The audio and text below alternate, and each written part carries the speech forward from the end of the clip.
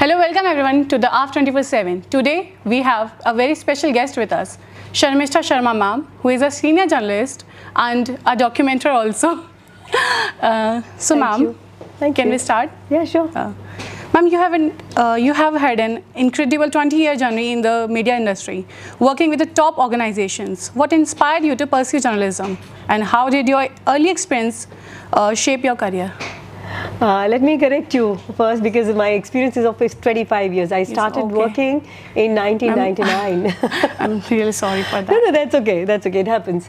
So I started working in 1999, and there was no plan of being into journalism. And those days, there were hardly any journalism institutes. You know, very few, and there were very few media organizations as well. There were 4 news channels as such.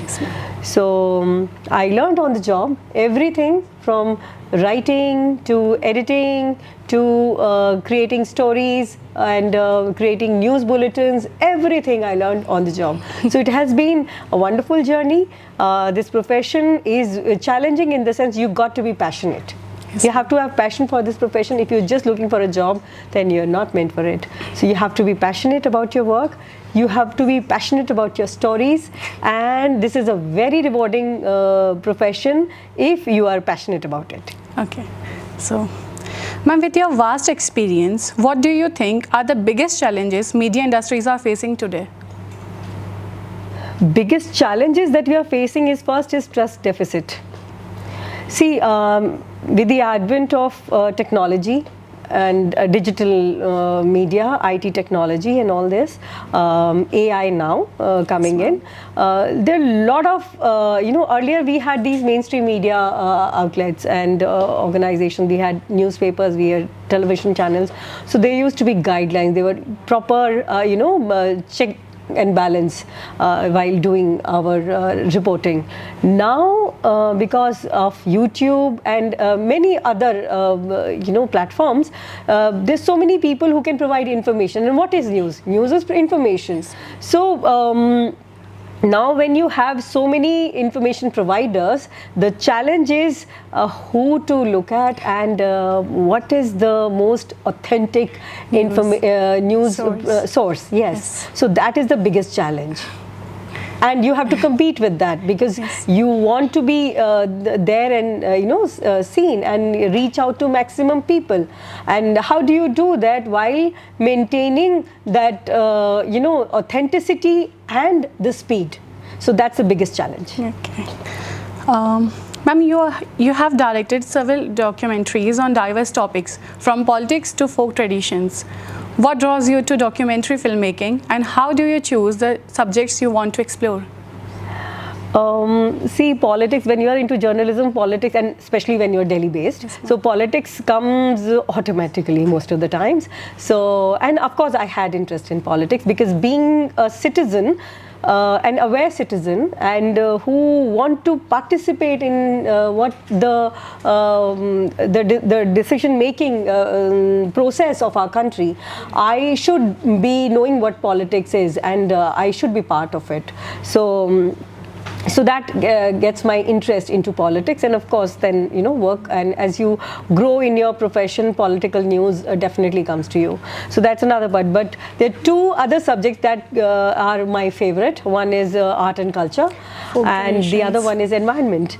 So to cater to that interest of mine, to fulfill and have that contentment of exploring those worlds and telling the world about it, about the folk arts of our country, which many people do not know about, and the environmental issues.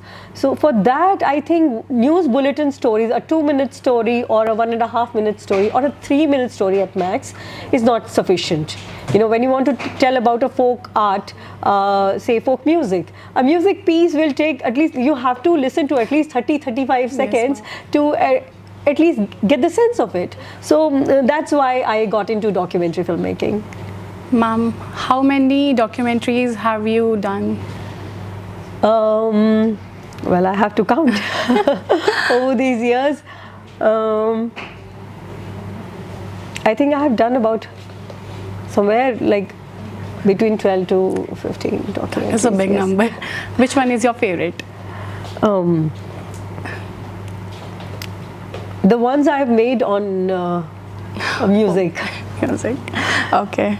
Ma'am, over the years, you must have covered numerous impactful stories. Which story or project has been the most memorable or rewarding for you, and why? My first assignment, my first job, it was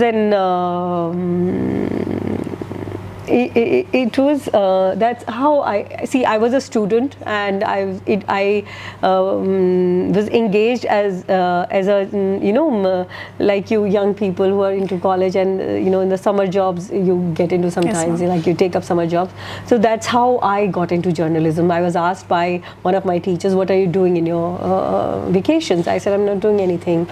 So she said, why don't you join us and do this research work for our show? So this show was based on social issues, and when I joined them, I researched for various social issues that were of concern at that point of time in 1999. So my first episode was about old age issues and old age homes, and I researched the case studies for it. And those case studies, one for old age homes and the other one was for crime against women, dowry and other domestic violence. And both these cases had a lot of impact on me. And that's the reason why I continued with journalism, because it was one side of it was that it definitely affected me as a human being, seeing the pain and suffering of people, our senior citizens, how they were abandoned by their own children, on the streets, and nobody to look after them. Their bodies are not supporting them. Yes. And they're on the road. So, and what happened, I'll tell you this incident. So this, when I was doing this episode, the research case studies for this episode of old age homes, there was one elderly person who was abandoned by his son and daughter-in-law on the road, and he was picked up by these old age home people. When he came to our studio and he talked about himself, and he cried. कि कोई बात नहीं, अभी उसने मुझे घर से निकाल दिया, लेकिन जब मेरा अंतिम संस्कार करने तो आएगा कम से कम. And he cried.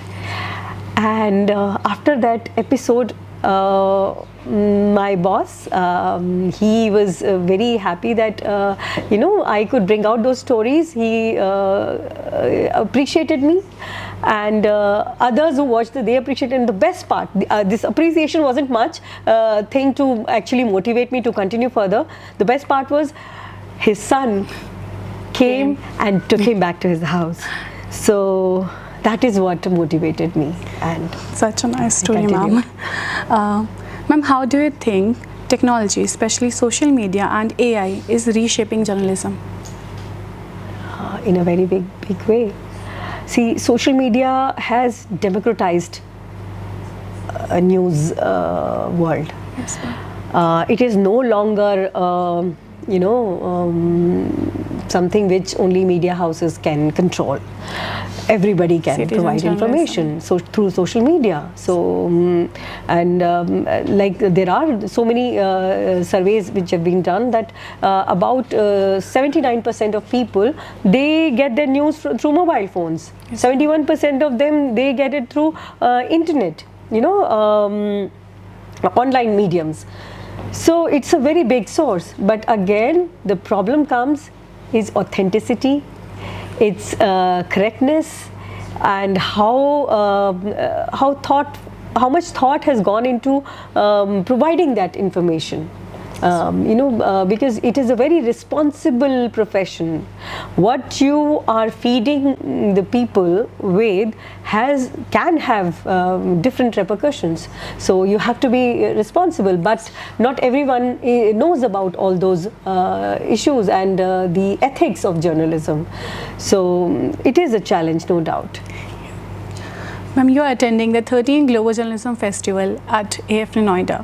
What are your expectations from the event, and what message would you like to share with the aspiring journalist attending the festival? I First, I would like to congratulate AFT for hosting this event and creating awareness on such various issues. Like we had one seminar in the morning.